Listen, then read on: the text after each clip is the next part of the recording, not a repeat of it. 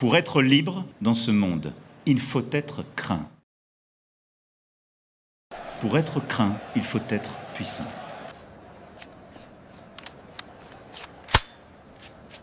Vous sortez, s'il vous plaît. Bonjour à tous, je vais essayer d'être plus explicite que d'habitude dans cette vidéo parce que je pense sincèrement que si on ne résiste pas maintenant, ça va aller de mal en pis et ça sera très compliqué ensuite de retourner en arrière. Je vais essayer de vous développer tout ça.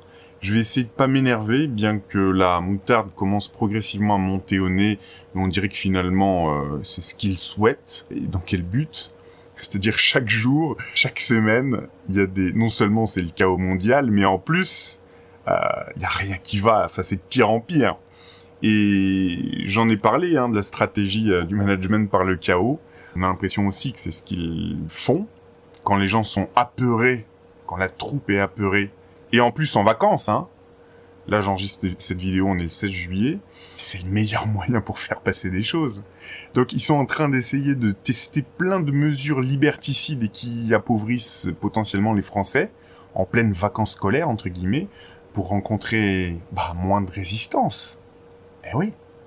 Alors, entre autres choses, on a l'INSEE qui nous pond une étude qui nous explique que la plupart d'entre nous vivent dans trop grand. Comme si on avait du mal à répartir 68 millions d'habitants sur 550 000 km². Le Japon, ils doivent avoir un tiers de ça, et ils sont 2 fois plus nombreux. Enfin, c'est pas grave. On a aussi les restrictions budgétaires. Ah oui, c'est sûr, de mesures dont vous êtes les responsables, vous, le gouvernement et l'exécutif, des mesures que vous avez prises pendant le Covid.